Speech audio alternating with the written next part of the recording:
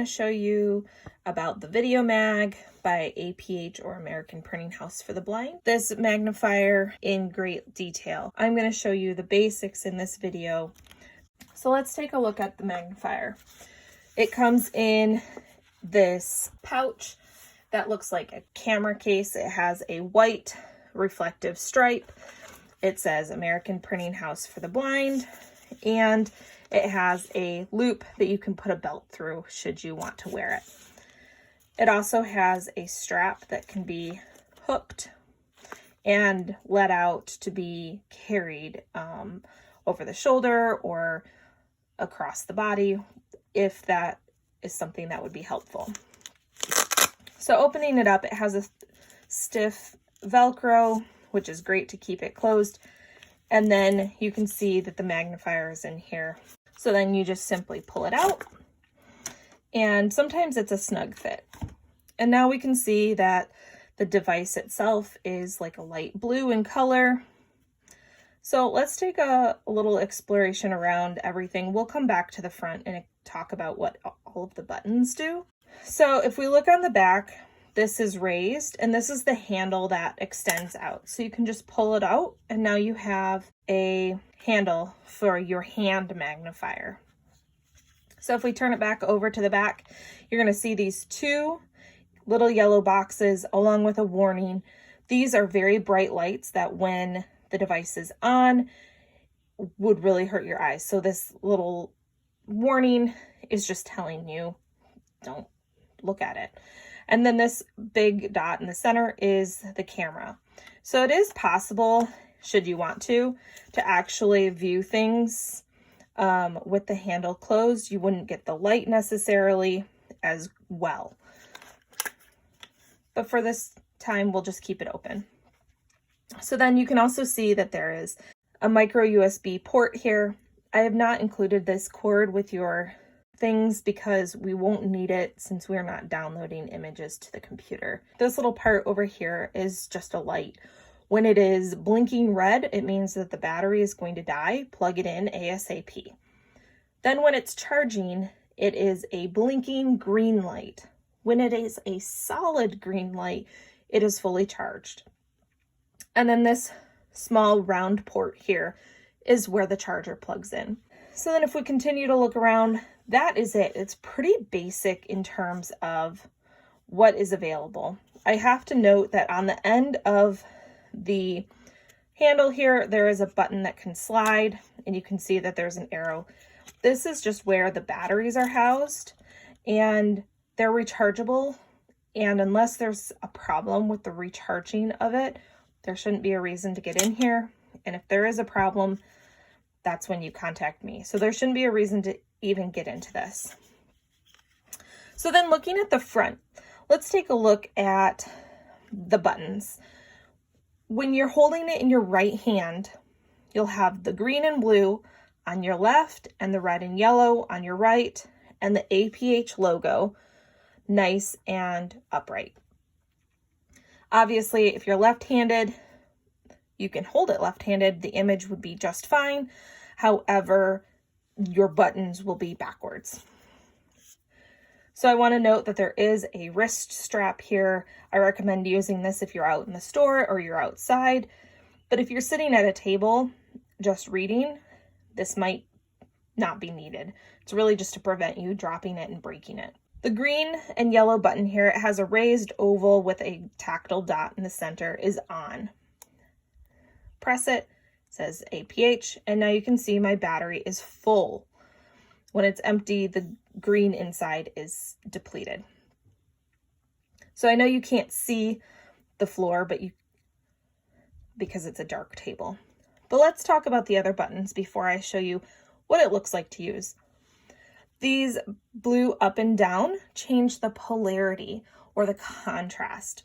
So it will invert the colors so that the text is easier to read. You've got several different options that I'll show you when we look at some print. On here on the right hand side, I have the plus and the minus. The minus will work a little bit without using the plus. So you can kind of figure it out. You can press and hold and it'll zoom in, or you can singly press to zoom, and that works for either plus or minus. This red button down at the bottom has a picture of a camera. The camera just means that it'll take a still shot. We don't have an SD card in here, so it won't hold it as memory, but it will hold long enough to look at it. So this is great if you're at the store and taking a picture of a price tag and you really need to look at it even closer, or you don't want to be bending down to look at it. You just take a quick picture, zoom in, look at it, and then press the camera to go away. So let's take a look at how this functions with a book. So I have this book here, and I'm going to turn to a page that has some really small print here. So we're going to take a look. This is just the information about ISBN number, the copyright, etc. So I'm going to put our magnifier down. I think one of the best rules to keep in mind with a magnifier is that you always start at the page and then you can back up. So you don't zoom in and go, oh, I can read it there. You go all the way to the page and then you back up. So before we even look at anything, I want to take a look at how it looks to magnify. So I'm going to keep this and I'm going to set it at kind of an angle because it's more comfortable to continue reading from left to right when it's at an angle rather than down, because the lights can't get to it and to hover above it takes quite a bit of effort. So I'm going to keep it at an angle, and let's just watch how large the word no gets. So I'm going to push it all the way in. It gets quite large. And if I zoom in a little bit closer,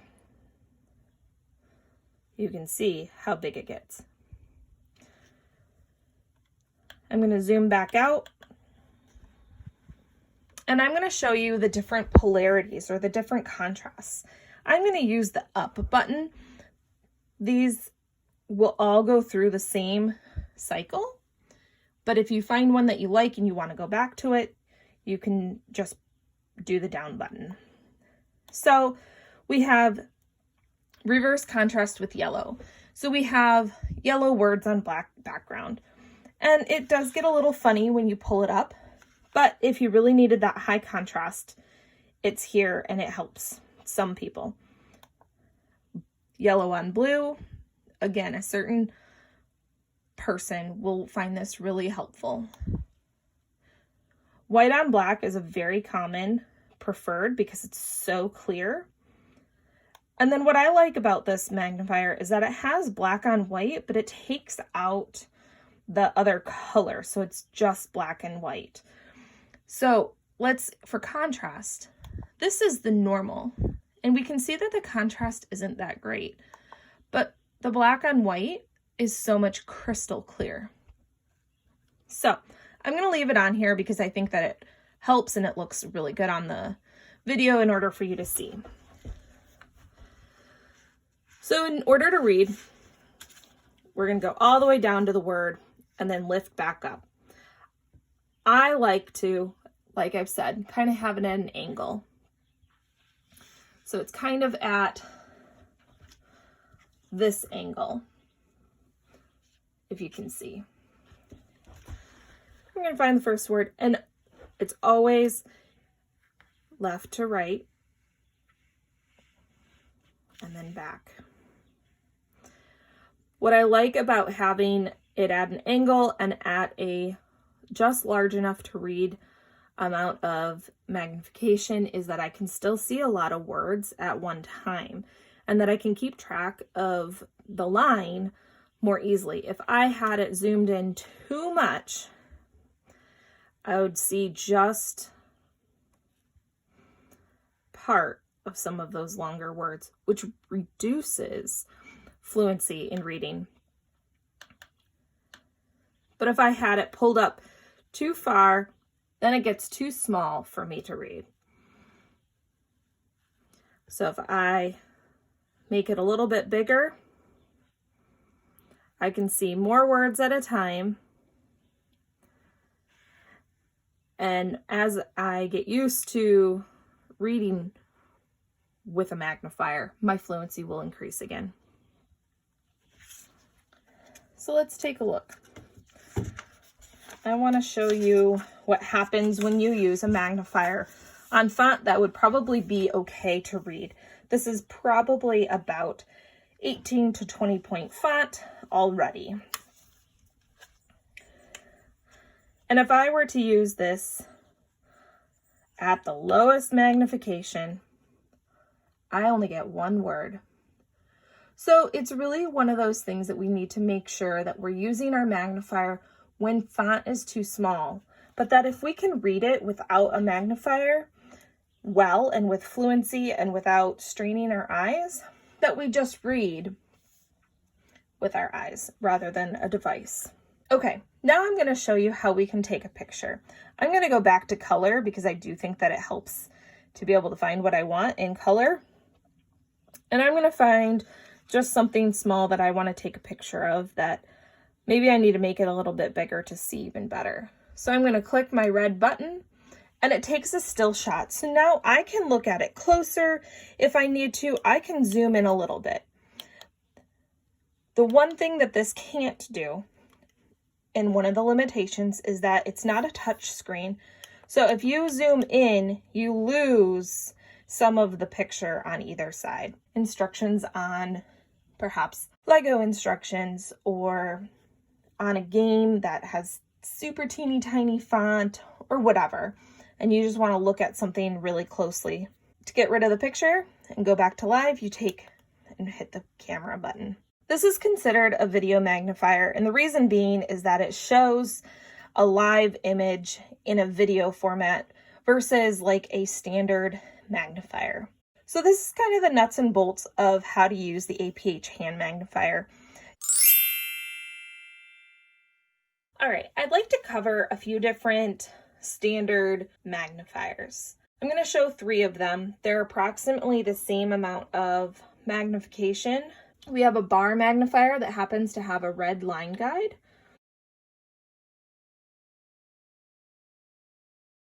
A full dome magnifier. So it has a flat edge under the paper, and then it is domed. And then we have a half dome where it is flat on the sides, but it is domed in the center, and again, flat on the other side. So let's take a look, reading the same book and the same page that we looked at in our video magnifier, to see what they do. I'm going to start with the bar magnifier. It's a 2x, which means that it is approximately 2 times, making things 2 times as large. Again, it has a red line guide, which is sometimes really helpful. I like to use this little notch on my right hand because I'm tracking left to right. In this particular case, because the font doesn't go all the way across, I don't have to track it, but you could very easily use it on the left-hand side, whichever you're comfortable with. So let's take a look. It's difficult to see from this angle, but it is larger. So you can use the line guide underneath the text, read it, and then move down. I like this that it's minimally magnified, but I also think that for some people it is exactly what they need. So you can kind of see how it's getting from smaller to bigger. And when you're sitting at a seat and looking at it more from a side angle, it is a little larger yet. So this is the bar magnifier at a 2x. I like the dome magnifiers as well because you get a lot of text in the same area. And again, it is slightly larger when looking at it from an angle, but I think that you can see from the video enough. So you can see that it's very clear, it's low tech, but it is making it quite a bit larger than the original. It's very easy to use because you kind of just have to move it back and forth at whatever rate that you're reading, but you're seeing more than one line at a time, which is helpful for that reading fluency. Again, we don't want that to drop just because we're making things larger. Okay, And then I'll briefly go over the half dome. So I want to note that it does have a bit of an angle that goes this way. And you want that angle to be kind of facing you because it's bringing that text at that level. So this is nice and crystal clear again. Excuse my little bit of glare from my light. I like this one as well because, again, it's pretty small. You just go across and you can see multiple lines again in the line. So I want you to look at how small it is and how much larger it's making. It's not making it huge, but it is helping. And I think that when looking at some of the text that is larger and you just need a little bit of a boost, but that is too large with the electronic magnifier, this can sometimes be really helpful because you can move it pretty quickly. It's not a video and it's not a screen that is trying to keep up with your speed of reading. It's low tech.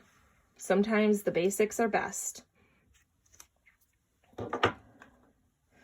Here's that bar magnifier, and this is a perfect example of we'd have to track it across the page. So, and I want you to notice, let's do that line again. Watch what happens to the words as they come into view here. You can see that they're getting bigger.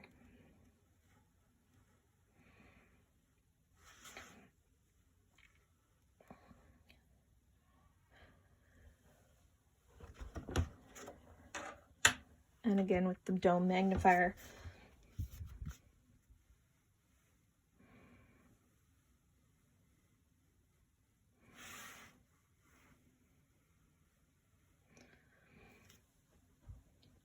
So I hope that trying some of these out would be really helpful to trying to determine which one, whether it's the electronic magnifier, the dome magnifier, the half dome, or the bar magnifier, that something might be helpful for those times where things are just a little bit too small.